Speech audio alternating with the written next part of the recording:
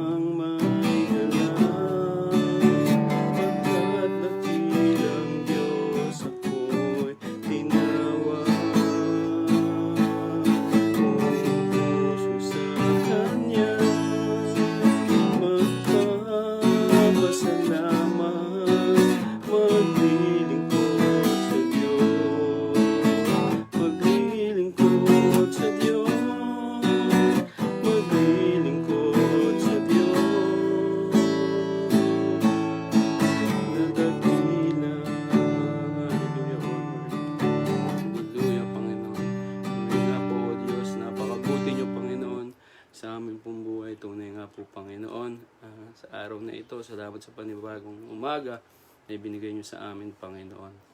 Patuloy nga po, Panginoon, bago kami, Panginoon, tuluyan lumapit sa inyo, O Diyos, sa lahat ng aming mga pagkukulang, kami patawarin. Dalayan ko po, Panginoon, sa umagang ito, Panginoon. Patuloy, Panginoon, manangan, Panginoon, ang inyong pong mga salita sa aming pong buhay, sa aming pong pag-aaral, Panginoon. Basbasan niyo po, Panginoon, ang inyong pong mga salita. Patuloy, O Diyos, na magrema, Panginoon, sa aming pong mga buhay, O Diyos, ang inyong pong mga salita. At patuloy, Panginoon, tulungan, O Diyos, na makasunod, Panginoon, sa inyong pong kalooban. Maraming salamat, Panginoon, sa inyong lahat ng papurit pagsamba sa pangalan ni Jesus. Amen, amen.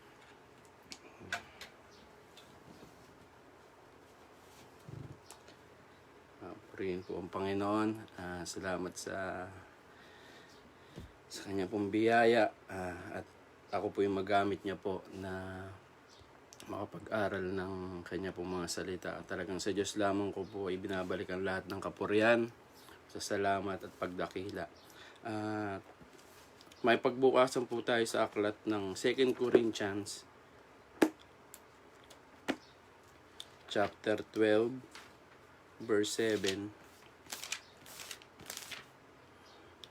2 Corinthians chapter 12 verse 7 hanggang sa sumusunod po. Ang sabi po dito, para hindi ako maging mayabang dahil sa mga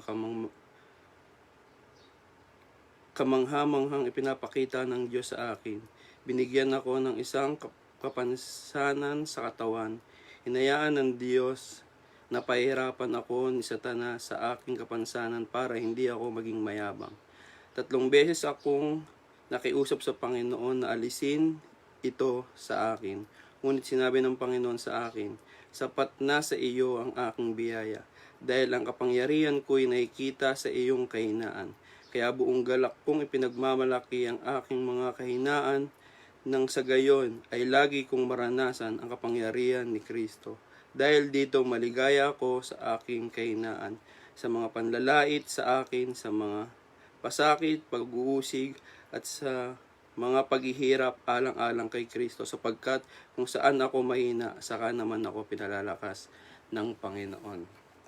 Salamat po sa pagkabasa ng Panginoon. Na makikita po natin dito, sa kabila ng lahat ng pinagdadaanan ni Apostol Pablo, dumarating din po sa kanya na siya po'y nangihina. Subalit isa po yung pinanghahawakan niya pagdating po sa mga pag-uusig, sa mga nararanasan niya na mga hindi magagandang bagay, isang bagay po ang pinanghahawakan niya. Kumukuha po siya ng kalakasan, walang iba kundi sa Panginoon. Kaya makikita po natin dito na talagang isa si Apostol Pablo na example kung saan may mga bagay na ang akala natin mahirap para sa atin. Pero kung titingnan natin yung mga apostol noon, talagang mas grabe, mas higit yung nangyari sa kanila sa mga pinagdadaanan natin ngayon. Dahil sa kanila, kung titingnan natin yung mga sitwasyon na nangyari sa kanila, talagang makikita natin kung gaano kahirap yung sitwasyon. Pero isa pong example yung nangyari sa buhay ni Apostol Pablo, na kung saan isang sabi nga halos nasasalamin sa atin yung buhay ni Apostol Pablo, dahil si Apostol Pablo ay galing din siya sa nanguusig na tinawag ng Panginoon. At nung time na tinawag siya ng Panginoon, naranasan niya yung lahat ng hirap alang-alang sa Panginoon. Pero hindi alintana sa kanya yung kahirapan na kanyang nangyayari sa kanya, dahil alam niya meron siyang Diyos na tatakbuhan sa mga ganyang sa mga ganyang sitwasyon. Kaya naniniwala naman din po at nananampalataya na yung mga pinagdadaanan natin ngayon rin po yan, kaya rin pong solusyonan ng Panginoon, dahil alam naman po natin sa kanyang mga salita sa Hebreo, ang Diyos ay hindi nagbabago. Kung ano siya noon, ngayon, ganun pa rin siya ngayon at magpakailanman. Naniniwala ako na ginawa ng Diyos dati, gagawin din po sa atin ng Diyos yung mga bagay na gusto nating makamtan. Gusto natin, sabi nga, yung kung may mga time na nahihirapan tayo, meron tayong Diyos na matatakbuhan at magiging kalakasan natin. Humingi tayo ng kalakasan sa Kanya. Dahil Titingnan natin sa 1 Corinthians chapter 10 verse 13. Sabi dito, walang pagsubok na dumating sa inyo na hindi naranasan ng ibang tao. Ngunit maaasahan natin ang pangako ng Diyos na hindi niya tayo pababayaang subukin ng higit pa sa ating makakaya. Kaya kung dumaranas kayo ng pagsubok, gagawa siya ng paraan para mapagtagumpayan nyo ito, no? Sabi nga, ang lahat po ng taong umaasa sa Panginoon, makakasumpong po tayo, no?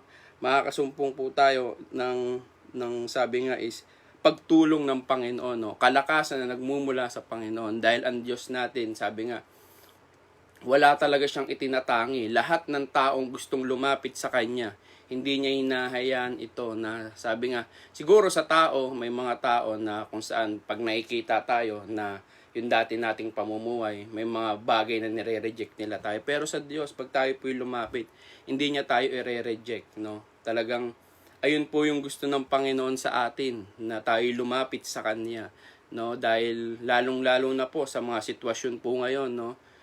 Dito po sa bansang Pilipinas, alam nyo po, talagang napakahirap po ng sitwasyon. Pero sabi nga, lahat ng taong umaasa sa Panginoon, sabi nga, hindi, lahat taranta na, pero ikaw hindi pa. Dahil alam mo na meron kang Diyos na bibigyan ka ng kapayapaan, bibigyan ka ng kasaganaan, no? Bibigyan ka ng lakas sa kabila ng lahat na nangihina dahil sa nangyayaring pandemic. Pero ikaw, malakas ka dahil meron kang Diyos na pinangahawakan. Meron kang Diyos na nangako sa iyo na kahit saan ka man pumaroon ay hindi kay iwan. Amen po. Kaya po talagang napakabuti po ng Diyos. Ano po, no? Hindi lang sa atin, hindi lang sa ating mga mananampalataya, maging dun po sa mga hindi mananampalataya na kung saan hindi lang nila nauunawaan, no, na ang akala nila parang walang ginagawa sa kanila ang Panginoon. Hindi po, meron pong ginagawa ang Panginoon dun po sa mga unbeliever. Ano po yon? Binibigyan pa sila ng pagkakataon ng Diyos para lumapit sa Kanya. Dito po sa mga nararanasang hirap na ito, isa na lang po ang pwede natin takbuhan eh. Hindi po ito kaya ng presidente nga po, may mga time talagang hinang-hina ng ating presidente, no? Kahit na sinong mayaman, hindi po talaga kayang, sabi nga is, ito pong mga nangyayari po sa mundong ito, hindi niya kayang solusyonan. Pero meron tayong isang bagay na pwede nating isang bagay natin na pwedeng maisip. At sigurado tayo, siya ang tutugon sa ating mga kahilingan. Amen po. Siya po yung tutugon sa lahat ng mga gusto nating mangyari. Yang mga pandemic na yan, madali lang naman sa Panginoon yan eh. Pero binibigyan pa ng pagkakataon ng Diyos na ang tao ay lumapit sa Kanya. Amen po. Salamat po sa Panginoon. Talagang napakabuti po ng Diyos. At kung titingnan po natin, no, yung time ng yung mga dinadanas po, no, sige po, kay Apostol Pablo na lamang po, no, yung mga pinagdadaanan niya. Talagang hindi po ganun-ganun na lang, no? Talagang napakahirap po. Dahil bakit po kung titingnan natin sa aklat po ng 2 Corinthians sa chapter 4 verse 7, sabi dito, nasa amin ang kayamanang ito, ngunit tulad lang kami ng palayok na pinaglagyan nito, para may pakita na ang hindi mapamarisang kapangyarihan na nasa amin ay mula sa Diyos at hindi sa amin. Sa mga pangangaral, ginigipit kami sa lahat ng paraan, pero hindi kami nalulupig. Kung minsan kami naguguluhan, pero hindi kami nawawalan ng pag-asa. No? Titingnan po natin dito. Dito po muna tayo, no, sabi po dito sa dito po sa verse 7, sabi po dyan, tulad kami ng isang palayo, para may pakita namin ang hindi maparisang kapangyarihan na nasa amin, na mula sa Diyos ay hindi sa amin.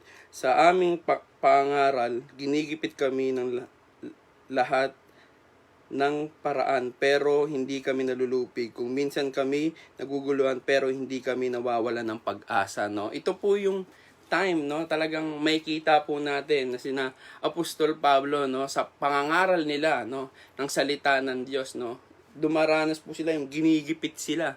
Talagang ang hirap-hirap po ng sitwasyon ng kanila pong pinagdadaanan. Pero meron po silang sabi nga, hindi sila nawawalan ng pag-asa, no. So, para po sa atin mga mananampalataya, talagang napakabuti po ng Diyos. Dahil alam niyo po, sa tuwing po, no, sa ating pong tagapanguna kay Pastor Joseph, no, kung tuwing 3:00 po, no, maano po natin yung may pag-asa sa Panginoon, no, yung pag nagla-live, no, yung 15 minutes na live, no, na prayer ni Pastor Joseph. Alam niyo po, talagang doon pa lang makakasumpong tayo ng kalakasan. Alam niyo po, mula po sa umpisa hanggang sa uli, akin pong pinapanood yon. At alam niyo po, mas lalo po kung talagang nagkakaroon ng kalakasan pag yung time po na dumating na yung huling part na sinasabi ni Pastor Joseph na ito po ang inyo pong lingkod, Pastor Joseph Masaredo, nagsasabi may pag-asa sa Panginoon. Alam niyo po bakit po ako nagkakaroon ng talagang pagtapos nandun talaga yung kalakasan na nagmumula sa Panginoon. Makikita nyo po yung taong umaasa sa Panginoon na pagdating nung huling part na sinasabi ni Pastor Joseph, yung ngiti niya na meron talagang pag-asa sa Panginoon, no? Alam niyo po, minsan yung mga tagapanguna natin na kung saan nakikita natin bilang example kung paano umasa sa Panginoon. Pag nakikita natin sila na ganun yung mga nagiging sitwasyon nila pero meron pa ring ngiti sa kanilang mga labi at meron talagang nakikita mo, no, sa kanilang mga mata may pag-asa. Alam niyo po, talagang ibang kalakasan yung nagmumula sa atin. Kasi nagiging po natin sila, nagiging sabi nga parang inspirasyon natin, nagiging sabi nga halimbawa natin sa ating pong paglakad, no, patuloy sa kalwalhatian ng Panginoon. Talagang napakabuti po ng Diyos. Salamat po sa Panginoon. Talagang alam niyo po, naalala ko po ang Pastor Paul. Talagang dumating po sa time na nung nandun pa po kami sa Taiwan, no. Ako po'y nasa Taiwan po ako, umuwi po muna sa bansang Pilipinas, dahil nga po diyan sa pandemic, humina rin po yung company namin.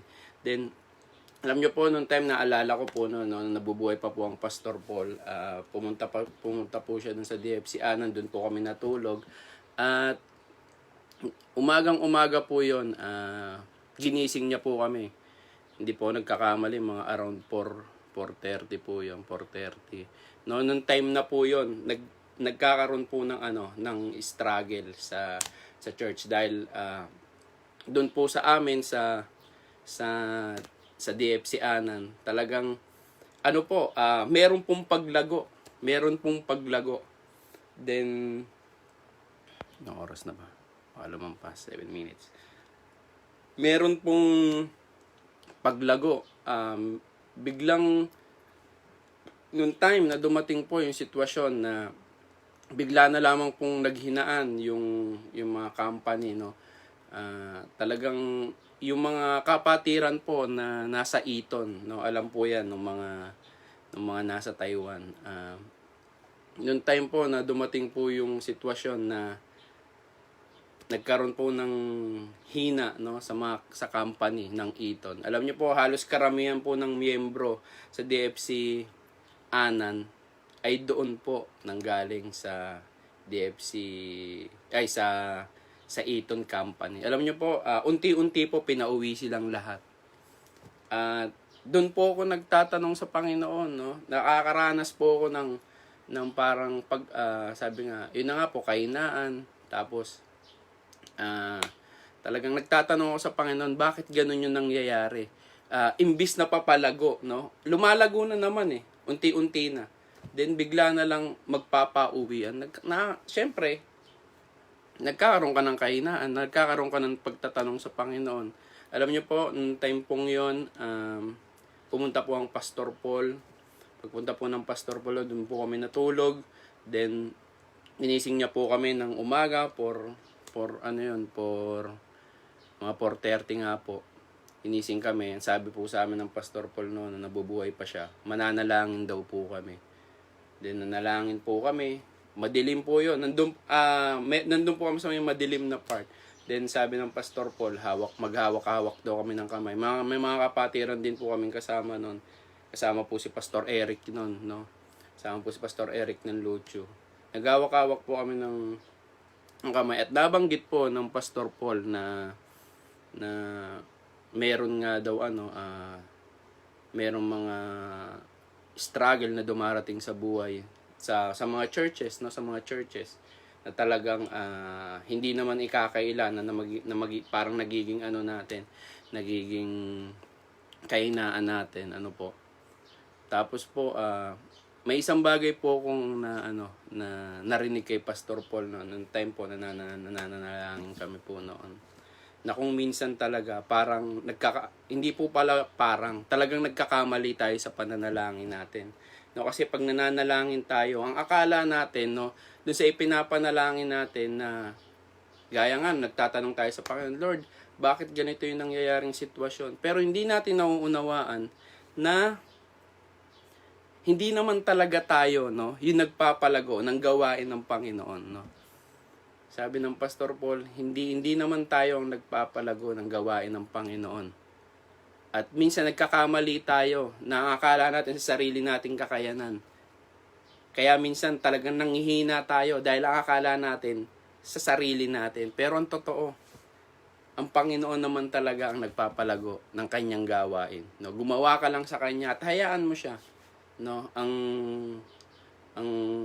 sabi nga masunod ang kanyang plano. Alam niyo po, struggle din po nun ang Lucio. Talagang habang nananalangin kami, nandun yung pag-iyak namin na humingi kami ng tawad sa Panginoon. Lord, na mali yung aming nararanasang ito. Hindi namin naisip na totoo nga kayo yung gumagawa, no, sa lahat ng sitwasyon, sa lahat ng pagkakataon. Kaya nung time pong 'yon, pinanalangin kami ng Pastor Paul. Alam niyo po, purihin ng Panginoon. Tama po yung sinabi niya. Pagka umasa ka talaga sa Panginoon, gagawa po ng kaparaan ng Panginoon. Alam niyo po, unti-unti pong nawala. Alam niyo po yung ibinalik ng Panginoon, napakarami. Napakarami po. At yan po ngayon ay dinadanas po ngayon ng DFC Anan po, no, sa bansang Taiwan. Talagang papuri po lahat sa Panginoon. Talagang bago man po nawala ang Pastor Paul, kahit papano po, nakita niya po kung paano po lumago yung gawain po talaga. Talagang napakabuti po ng Diyos kasi talagang grabe po yung biglang paglago, talagang yung ibinalik ng Diyos. No? Nandun talaga pagka sa Panginoon mo talaga, sa Panginoon talaga tayo umasa, yung kalakasan, yung unexpected na ibibigay sa iyo ng Diyos na kalakasan, biglang dumating na.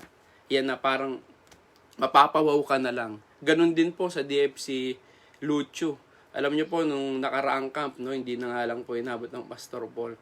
Talagang yun dati, pag tinatawag, DFC Lucio, no, yung kampo nun, kampo sa Taiwan. DFC Lucio, minsan ang tumatayo lang po 3. Tumatayo lang po. Minsan, bilang niyo po sa daliri, ganon na lang. Pero nung time po na talagang ipinakita ng Diyos ang kanyang kadakilaan, alam nyo po, ito pong last camp na to, na sa DFC Taiwan, isa po ang Lucio. Hindi po, ang Lucio po ang pinakamaraming miyembro na sumama sa camp. At hanggang ngayon po, talagang patuloy na pinalalago ng Diyos ang kanyang gawain sa DFC Taiwan po. Kaya talagang sa mga tagapanguna natin, sa tagapanguna, talagang isa po yan sa nagiging po natin, no, kalakasan. No? Pag nakikita natin ng ating tagapanguna, no, kung paano siya humingi ng kalakasan sa Panginoon, no? Kung paano siya nagiging sandigan, pag-asa niya ang Panginoon.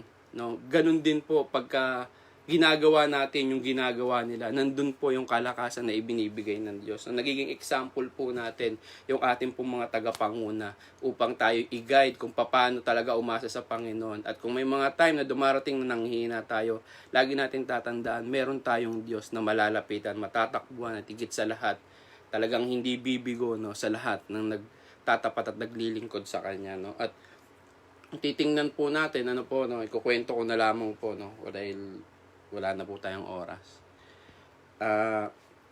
Noong time po, no, sa Kinausi po, no, yung ang paraon po ay nanaginip, no, in 18 translate po yun ni Jose, ano po, at kung titingnan natin yung pagta-translate ni Jose, maganda yung sa una. Ang sabi meron pitong beses na mangyayari na na kasaganahan sa Ehipto po, at pagdating po ng sunod na ikapitong taon at sa mga susunod pa, magkakaroon po ng sabi nga taghirap, no, taggutom. Pero may sinabi si Jose sa paraon na kailangan niyang maghalal ng mga opisyal para gampanan yung mga darating na taggutom nga po, no. At nung time na yon, no, imbis na panghinaan ang paraon, ano po ang ginawa niya? Pinili niya si Jose, no, na isang lingkod ng Diyos, sinasama ng Espiritu ng Diyos, na sabi nga, imbis na panghinaan siya, nung nakita niya yung lingkod ng Diyos na talagang meron talagang, sabi nga is may magandang sabi nga may magandang sinasabi ang Panginoon sa kanila. Alam niyo po, pinili po nila si Jose na maging gobernador ng kanila pong lungsod, at hindi po inisip ng paraon yung mga mangyayari, dahil alam niya yung pinili niya na maging gobernador ay sinasamahan ng Diyos. At bago pa man dumating yung kahirapan, nakapaghanda na sila. No? Talagang pagka meron tayong isang tagapanguna, meron tayong isang, sabi nga mga leaders na talagang sinasamahan ng Diyos, makikita po natin yung kalakasan, no. Pag nakita natin yung Panginoon sa kanila, no, nakita natin yung ginagawa sa kanila ng Panginoon, yun yung time na mararanasan natin, no, na pag ang ginawa natin, sumunod lang tayo sa gustong mangyari ng Diyos, talagang makikita natin na talagang yung pinapangako ng Diyos sa atin, na sabi nga is kung saan man tayo pumunta, saan man tayo dakuin, hindi tayo pababayaan ng Diyos. Lagi natin siyang kasama dahil napakabuti po ng Diyos sa ating pong buhay. Kaya purihin po ang Panginoon. Salamat po sa kanyang biyaya, salamat po sa Panginoon. Napakabuti niya po. At sa akin pong buhay, talagang sa Diyos ko lamang po ibinabalik ang kapurihan. Sa Diyos lamang po ibinabalik ang kapurihan. Maraming salamat po. Tayo po muna manalangin. Ama naming nasa langit, maraming salamat, O Diyos, sa inyo po mga salita. Patuloy nga po, Panginoon, sa lahat, Panginoon, ng mga gagawin pa, O Diyos, sa araw na ito, Panginoon. At ngayon po ay araw na pagsamba. Patuloy nga po, Panginoon, sa lahat, Panginoon, ng inyo pong mga lingkod, sa inyo pong mga tinawag, pinili, O Diyos, na mga tagapanguna, Panginoon. Sa kanila pong pangaral ng inyo pong mga salita, gabayan sila, Panginoon. At sa araw na ito, Panginoon, patuloy nga po, Panginoon, maranasan namin ang inyo pong presensya, ang inyo pong kapangyarihan, Panginoon. At anuman, Panginoon, ang maging sitwasyon, Panginoon, isang bagay yung aasahan namin, Panginoon, yung inyo pong mga pangako, Panginoon, na kung saan, Panginoon, alam namin, Panginoon, na hindi kayo talaga bibigo sa inyo pong mga lingkod. Tunay nga po, Panginoon, salamat, Panginoon, sa lahat, Panginoon. Sa inyo po binabalik ang lahat ng kapurihan. Salamat, pagsamba sa pangalan ng Panginoong Kristo. Amen. Sa Diyos po ang lahat ng papuri.